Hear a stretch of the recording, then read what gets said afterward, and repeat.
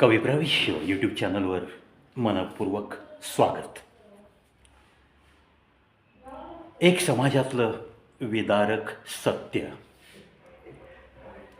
जी गोष्ट मी पाहिली आणि त्यानंतर प्रकर्षाने वाटलं की अरे काय चाललंय, आजच्या या युवकांना भान का नाही आहे.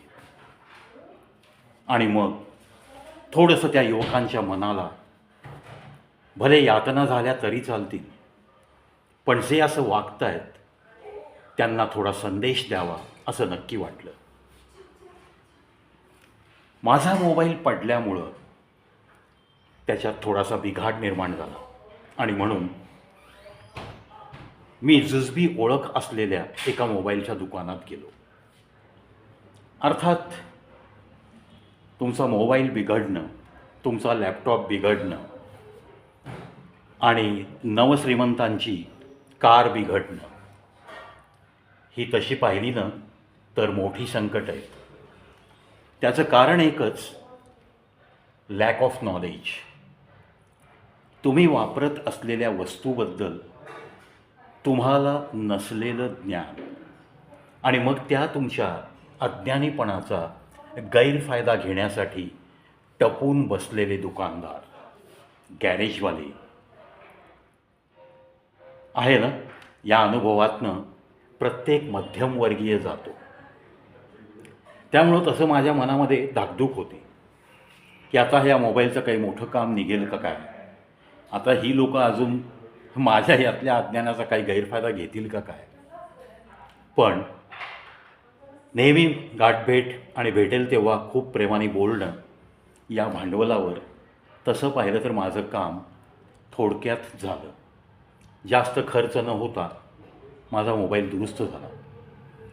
आणि त्याच दुकानात एक घटना घडली आणि त्या अनुषंगाने आजचा हा व्हिडिओ. साधारण 25शीतला असावा, 25चा एक युवक तिथे आला होता आणि मी सहज विचारलं त्या दुकानाच्या मालकाला, त्याच्याकडं सेल्स अँड सर्व्हिस दोन्ही आहे, की बाबा हा काय करतो. कारण त्याच्या खिशामध्ये मला ॲपलचा मोबाईल दिसत होता. म्हणून मी कुतूहलाने विचारलं. तेव्हा त्या माझ्या मोबाईलच्या दुकानाच्या मालकाकडनं कळलं की हा एका डिलिव्हरी व्हॅनवरती हेल्परचं काम करतो. मी चाट पडलो, कारण ॲपलचा मोबाईल घेण्याची ऐपत आजही माझी स्वतःची नाही. आणि झाली तरी तो घेताना मी 50 वेळा विचार करीन, जरी मी यूट्यूबवर असलो तरी. कारण ती मानसिकताच नाही हो आमची, आणि ती मानसिकता होऊ पण शकत नाही. भले कोणी मागासलं पण म्हणा किंवा भले कोणी काही नावं ठेवा, पण तो पिंडच नाही. त्याच्यामुळं मला त्या गोष्टी खटकल्या. मग मी यथावकाश त्याच्याशी बोलायला सुरुवात केली. तो ॲपलवाला श्रीमंत पोरगा, त्याच्याशी मी बोलावं म्हणलं, संवाद साधावा म्हणून त्याला दुकानाच्या बाजूला थोडंसं घेतलं आणि दुसरं गिऱ्हाईक बघण्यामध्ये तो माझा मोबाईलचा दुकानदार मित्र गर्क झाला. एव्हा ना मी त्याला विचारलं, अरे काय, कुठला तू, पुण्यात कधी आला, काय नाव तुझं. आता मी नाव मुद्दाम बदलतोय, कारण उगीच कोणाला काही वाटलं नाही पाहिजे, कोणाला मनाला यातना नाही झाल्या पाहिजेत. नामदेव असं नाव. नामदेवला मी सहज विचारलं, अरे छान आहे मोबाईल तुझ्या खिशातला, भारी कंपनीचा दिसतोय. त्याला प्राऊड वाटला.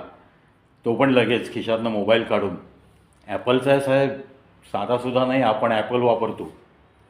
त्याच्या बोलण्यामध्ये एक अहंकार होता, घमेंड होती.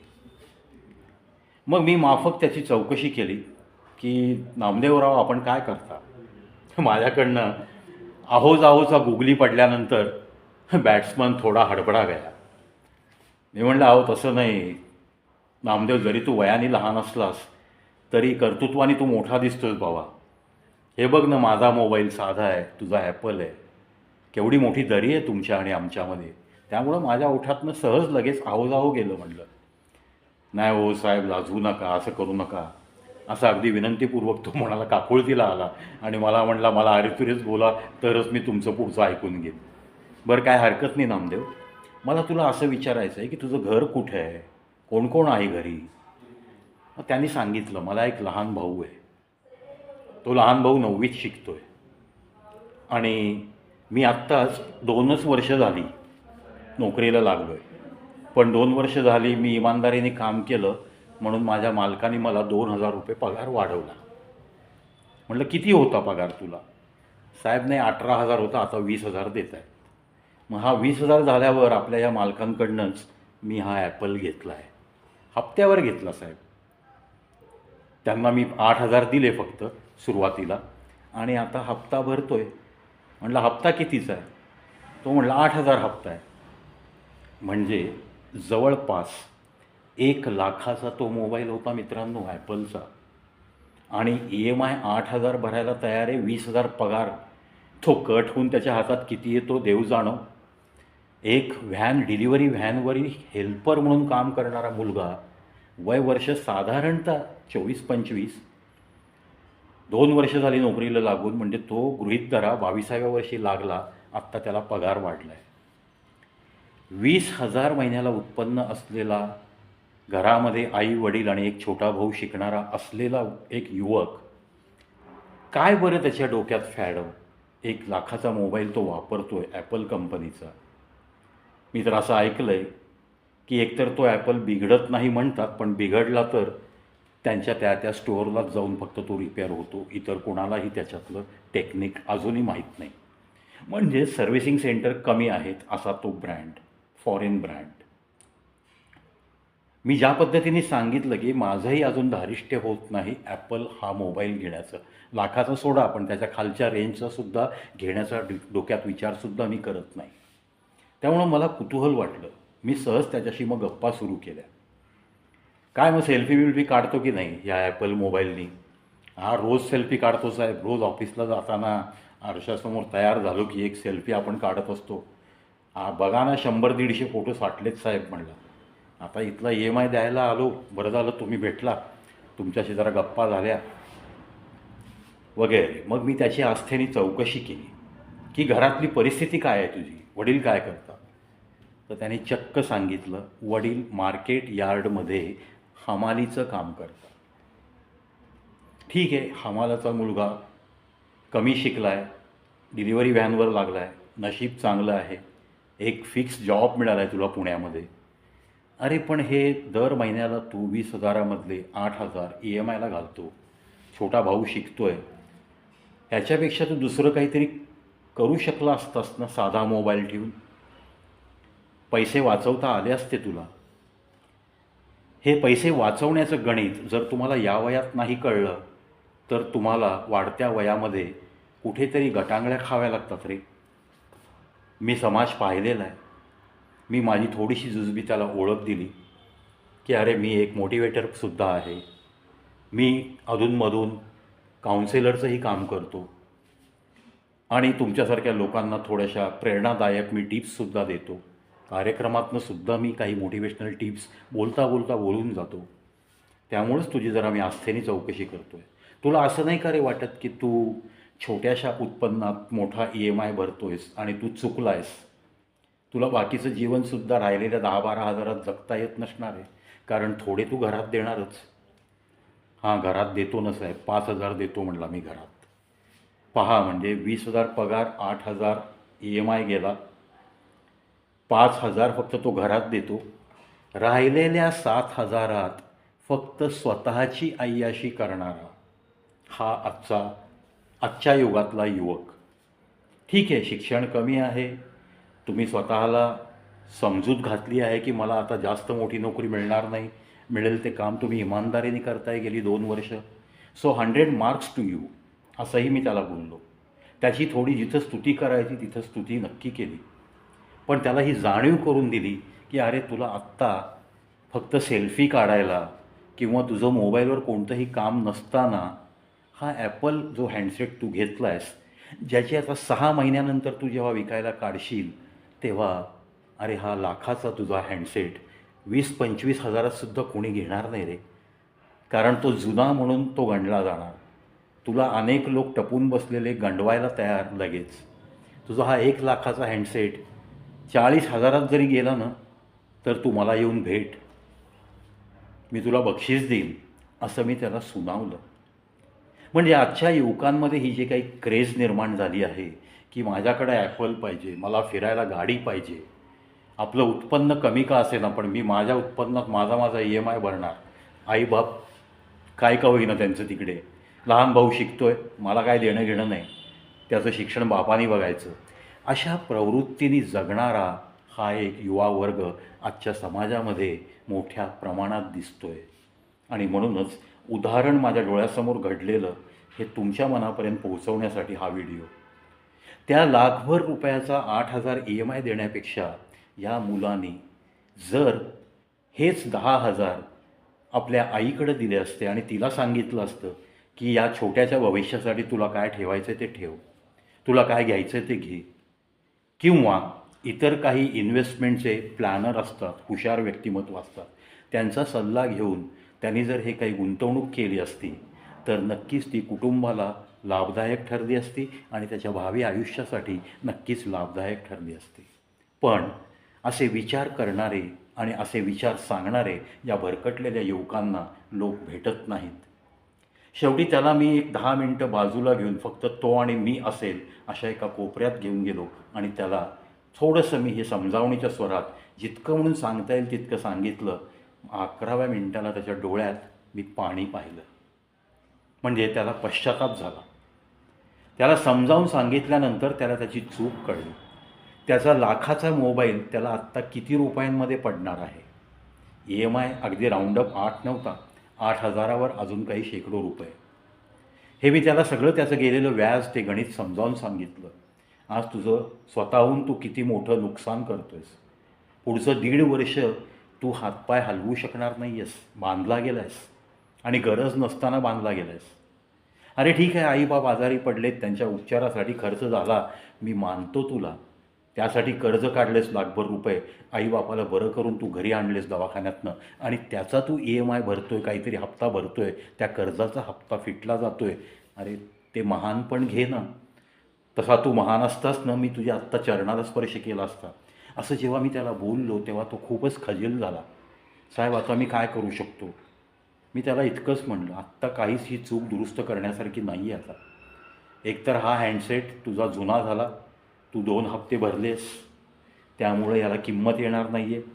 आता ही चूक दुरुस्त करणं म्हणजे अजून दुसरा मूर्खपणा आहे. त्यामुळं तुला मी लॉसमध्ये नाही टाकत, पण इथून पुढं अशी कोणतीही अनावश्यक खरेदी करताना तू माझ्याशी चर्चा केलीस तर बरं होईल. म्हणून मी त्याला माझं व्हिजिटिंग कार्ड दिलं. कधीही भेट, कधीही फोन कर, मी कुठे येऊ सांग, तुझ्या कोणत्याही अडचणींचं निराकरण करण्यासाठी तुला अगदी मोठ्या भावाप्रमाणे मी योग्य तो सल्ला देईन. एक आजच्या पिढीतल्या युवकाची ही झालेली माझी ओळख आणि हा पहिल्याच भेटीतला त्याच्याकडनं समजलेला इतिवृत्तांत. मला ह्याच्यात न जाणं का कोणास ठाऊक, पण सध्याच्या अशा कमी शिकलेल्या युवांचं, पण ज्यांना खूप मोठी क्रेज आहे की माझ्या अंगावर झकपक कपडे पाहिजेत, कमाई भले थोडी का असेना पण अंगावर कपडे झकपक पाहिजेत, फिरायला चांगल्यापैकी कमीत कमी ॲक्टिवासारखी गाडी पाहिजे, नाहीतर मग पुढची मोटरसायकल पाहिजे 2 लाखाची.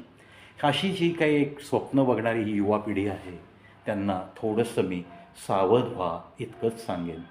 आणि थोडीशी विवेकबुद्धी जागृत ठेवत आपण आपल्या घरासाठी काही करू शकतो का, आपण आपल्या या तुटपुंज्या पगारामध्ये काही वाचवू शकतो का, या तुटपुंज्या पगारापेक्षा जास्त काही आपली प्रगती होऊ शकते का, आपण अजून दुसरा या जीवनामध्ये स्वतःचं जीवनमान जी काही स्वप्न बघतो आपण ती पूर्ण करण्यासाठी, जीवनमान उंचावण्यासाठी आपण स्वतःची कोणत्या दिशेने प्रयत्न करून प्रगती करू शकतो याचा काही आपण आढावा घेतला आहे का, असे प्रश्न स्वतःला विचारा आणि प्रगतीच्या दिशेने कशी घोडदौड होईल याच्याकडे लक्ष द्या.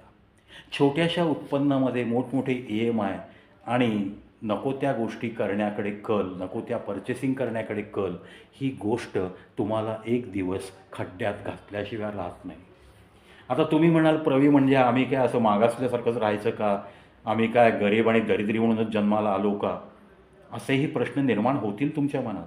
तो तुमच्या मनाचा त्रागा आहे आणि तोसुद्धा त्रागा का बाहेर पडतो आहे? तुमच्या परिस्थितीमुळं. परिस्थिती का निर्माण झाली आहे? तुम्ही स्वतः निर्माण केली आहे.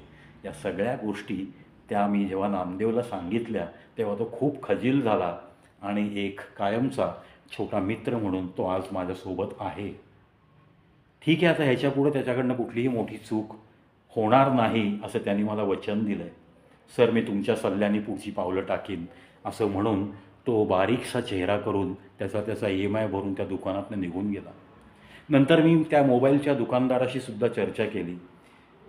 त्याला मी एक प्रश्न विचारला, अहो तुम्हाला असं नाही का वाटत की तुम्ही फक्त तुमचा धंदा बघितला आणि एखाद्याचं खिशातनं पैसा जातो आहे त्याची ऐपत नसताना असं नाही का वाटत कधी?